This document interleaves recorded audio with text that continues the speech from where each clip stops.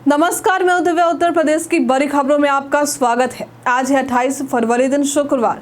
खबरों के बढ़ने से पहले जिन लोगों ने हमारे कल के वीडियो पर लाइक और कमेंट किया था, उनके नाम है रमेश निषाद, ज्ञानेंद्र पटेल, भूरी सिंह, सुखदेव कुशवाहा, रामचंद्र मिश्र, अरुण चौबे, संजय शुक्ला, नीरा श्याम शर्मा, सत्येंद्र शाही, वीरेंद्र कुमार, रामा सचदेवा, प्रेम शंकर राय। अब एक नजर सुर्खियों पर। महाकुंभ 2025 का समापन, सीएम योगी ने किया सफाई अभियान का शुभारंभ। यूपी में आरटीई के तहत तीसरे चरण की आवेदन प्रक्रिया 1 मार्च से शुरू। संभल मस्जिद की रंगाई पुताई पर हाईकोर्ट में सुनवाई। महाकुंभ के कारण डाकघर में फंसे 30,000 पार्सल। चैंपियंस ट्रॉफी 2025, अफगानिस्तान ने इंग्लैंड को हराया। चलिए बढ़ते हैं अब तक की 25 बड़ी खबरों की ओर विस्तार से। साउथ ईस्ट सेंट्रल रेलवे में भर्ती के लिए आवेदन शुरू। साउथ ईस्ट सेंट्रल रेलवे ने अप्रेंटिसशिप के 835 पदों पर भर्ती के लिए आवेदन 25 फरवरी से शुरू कर दिए हैं। उम्मीदवार को 10वीं कक्षा में न्यूनतम 50% अंक के साथ पास और संबंधित ट्रेड में आईटीआई की डिग्री होनी चाहिए। आवेदन करने के लिए उम्र सीमा 15 से 24 वर्ष के बीच में रखी गई और आरक्षित उम्मीदवारों को उम्र में छूट दी जाएगी। आवेदन शुल्क निःशुल्क है और उम्मीदवारों को किसी प्रकार के शुल्क देने की जरूरत नहीं है। चयन योग्यता के आधार पर मेरिट लिस्ट से होगा और डॉक्यूमेंट व मेडिकल वेरिफिकेशन के बाद नियुक्ति दी जाएगी। आवेदन की अंतिम तारीख 25 मार्च 2025 है। महाकुंभ 2025 का समापन, सीएम योगी ने किया सफाई अभियान का शुभारंभ।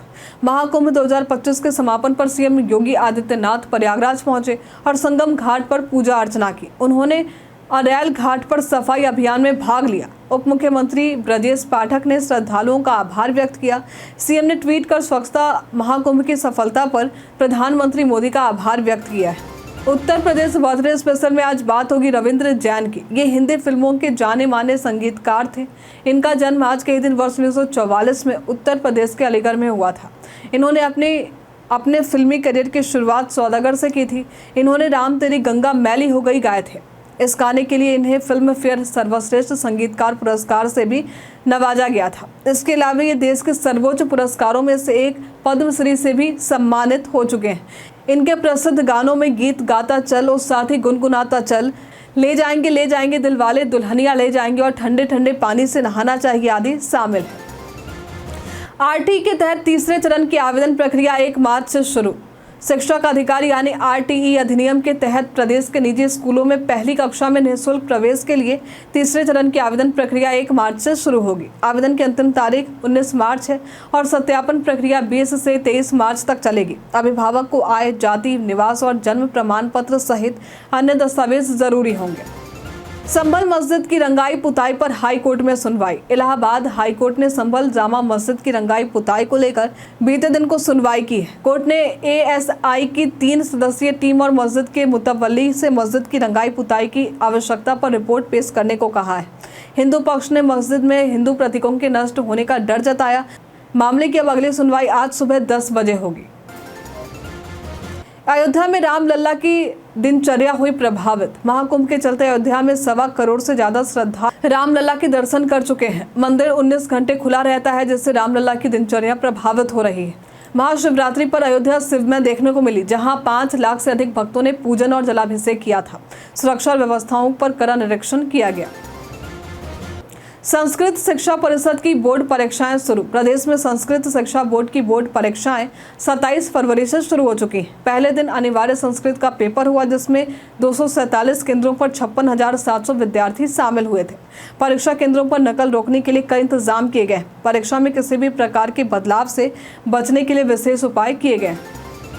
डिलीट हुई मीडिया फाइल रिकवर करने का तरीका। अगर गलती से आपकी फोटो या वीडियो डिलीट हो गई तो आप उन्हें आसानी से रिकवर कर सकते हैं। एंड्रॉयड स्मार्टफोन में गैलरी ऐप के रिसेंटली डिलीटेड फोल्डर से आप डिलीट हुई मीडिया फाइल्स को 30 दिन तक रिकवर कर सकते हैं। इसके अलावा अगर आप गूगल फोटो का इस्तेमाल करते हैं तो ट्रैश सेक्शन में डिलीट हुए फोटोज़ और वीडियोज़ 60 दिन तक स्टोर रहते हैं। बस गूगल फोटो ऐप में जाकर लाइब्रेरी से ट्रैश पर जाएं और जो मीडिया फाइल रिकवर करनी हो उसे सेलेक्ट करें और रिस्टोर करें। ये तरीका आसानी से काम करेगा और मिनटों में आपकी फाइल्स वापस मिल सकती। महाकुंभ के कारण प्रधान डाकघर में फंसे 30,000 पार्सल। महाकुंभ के दौरान वाहनों की आवाजाही ठप होने से प्रधान डाकघर से 6,000 बैग यानी 30,000 पार्सल फंसे हुए हैं। जिनमें ज़्यादातर रजिस्ट्री और अन्य सामान शामिल है। यूएई, कुवैत और भारत के विभिन्न राज्यों में भेजे जाने वाले ये पार्सल अब हफ्ते भर में भेजे जाएंगे। इसके लिए 15 कर्मचारी 3 शिफ्टों में काम कर रहे हैं। आगरा किला में लाइट एंड साउंड शो नहीं हो सका शुरू। आगरा किले में 6 साल पहले बंद हुआ लाइट एंड साउंड शो 1 साल से अपग्रेड होने के बाद भी शुरू नहीं हो पाया है। पर्यटन मंत्री से कई बार तारीखें तय की गई, लेकिन शो शुरू नहीं हो पाया। पर्यटन उद्यमियों ने मंत्री से जल्द शो शुरू करने की मांग की, जिससे रात में पर्यटकों को आकर्षित किया जा सके। रेलवे ने कई ट्रेनों के रूट बदले, नई ट्रेन की शुरुआत। रेलवे ने अपरिहार्य कारणों से दिल्ली, जयनगर सहित कई ट्रेनों का रूट बदलकर इन्हें लखनऊ होकर चलाने का निर्णय लिया है। 1 मार्च तक 5 ट्रेनें देरी से चलेंगी।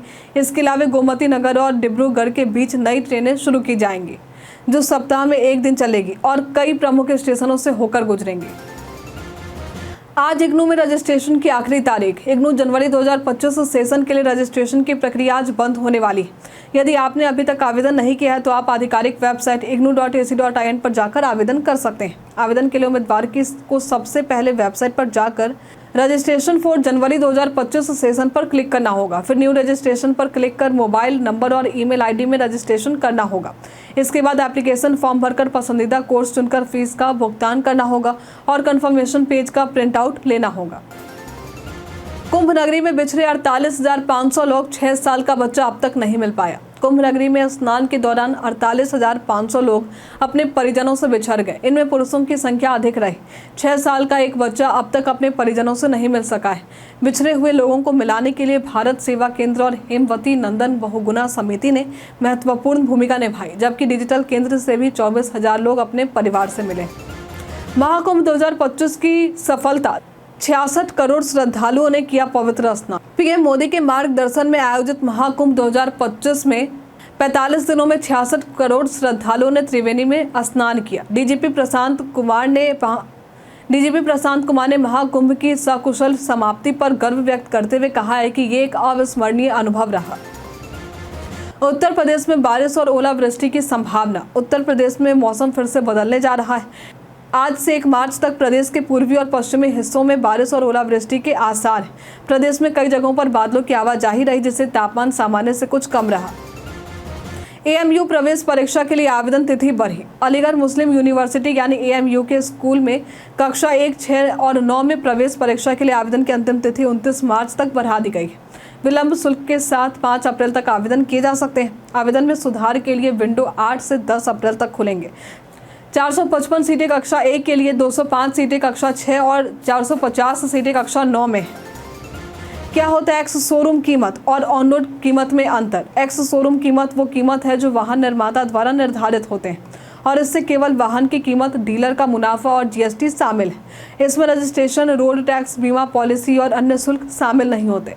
दूसरी ओर ऑन रोड कीमत में एक्स शोरूम कीमत के साथ रजिस्ट्रेशन शुल्क, बीमा, रोड टैक्स और अन्य अतिरिक्त शुल्क भी शामिल होते हैं। यदि वाहन में अतिरिक्त एक्सेसरीज जोड़ी जाती है तो उनकी कीमत भी ऑन रोड कीमत में होती है। इस कारण ऑन रोड कीमत एक्स शोरूम कीमत से अधिक होते हैं। सुबह सपा बिहार में चुनावी मैदान में उतरेगी। 29 सीटों पर लड़ने की है तैयारी। सुबह सपा अब बिहार में अपनी जमीन मजबूत करने की दिशा में काम कर रही है। पार्टी बिहार विधानसभा चुनाव में 29 सीटों पर एनडीए के साथ चुनाव लड़ने की योजना बना रही है। इसके लिए ओबीसी, महिला और युवा सम्मेलन आयोजित किए जाएंगे। पार्टी ने पिछले 3 महीनों में बिहार के 24 जिलों में रैलियां की। रेलवे को 20 करोड़ का राजस्व। महाकुंभ के दौरान प्रतापगढ़ जंक्शन से 20 करोड़ रुपए का राजस्व हुआ है, जो रेलवे के लिए बड़ी उपलब्धि है। 45 दिनों में करीब 1,67,820 यात्री महाकुंभ स्नान के लिए यात्रा पर निकले। 2 दर्जन से अधिक महाकुंभ स्पेशल ट्रेनों का संचालन किया गया। महाकुंभ में 66 करोड़ श्रद्धालुओं ने आकर रिकॉर्ड तोड़ा है। महाकुंभ में सोशल मीडिया और ओडीओपी प्रदर्शनी की धूम। महाकुंभ में सोशल मीडिया पर IITN बाबा, हर्षद इच्छारिया, मोनालिसा जैसे लोग चर्चा में रहे। प्रदर्शनी में ओडीओपी उत्पाद जैसे बागपत की चादर, हथरस की हींग आकर्षण का केंद्र रहे, जिसमें लाखों रुपए की बिक्री हुई है। 5500 महिलाओं और बच्चों को उनके परिजनों से मिलवाने का प्रयास भी किया गया। इस बार महाकुंभ ने विविधता में एकता का अद्भुत उदाहरण प्रस्तुत किया है। चैंपियंस ट्रॉफी 2025 अफगानिस्तान ने इंग्लैंड को हराया। चैंपियंस ट्रॉफी 2025 के 8वें मैच में अफगानिस्तान ने इंग्लैंड को 8 रन से हराकर अपनी पहली जीत दर्ज की है। अफगानिस्तान ने 325 रन बनाकर इंग्लैंड को 317 पर समेट दिया। इब्राहिम जादरान ने 177 रन की ऐतिहासिक पारी खेली, जबकि अजमतुल्लाह उमराजई ने 5 विकेट लिए। इंग्लैंड सेमीफाइनल्स की रेस से बाहर हो गया। कई कारणों से दर्ज है भारत के इतिहास में आज की तारीख। आज के दिन वर्ष 1568 में अकबर की सेना ने चित्तौड़गढ़ पर कब्जा किया था। आज के दिन वर्ष 1928 में सीवी रमन ने रमन प्रभाव का आविष्कार किया था, जिसके लिए उन्हें नोबेल पुरस्कार दिया गया। आज के दिन वर्ष 1948 में भारत की आज़ादी के करीब 6 महीने बाद ब्रिटिश सेना की अंतिम टुकड़ी अपने देश लौट गई थी। आज के दिन वर्ष 1992 में भारत और ब्रिटेन के बीच आतंकवाद के विरुद्ध सहयोग के समझौते पर हस्ताक्षर हुए थे। आज के दिन वर्ष 1963 में डॉक्टर राजेंद्र प्रसाद का निधन हुआ था। आज के दिन राष्ट्रीय विज्ञान दिवस और राष्ट्रीय डी एडिक्शन दिवस मनाते हैं। इसी के साथ बढ़ते आज के सवाल की ओर। तो आज का सवाल है, उत्तर प्रदेश में आपका पसंदीदा धार्मिक स्थल कौन सा है? आप अपना जवाब हमें कमेंट में लिखकर जरूर बताइए।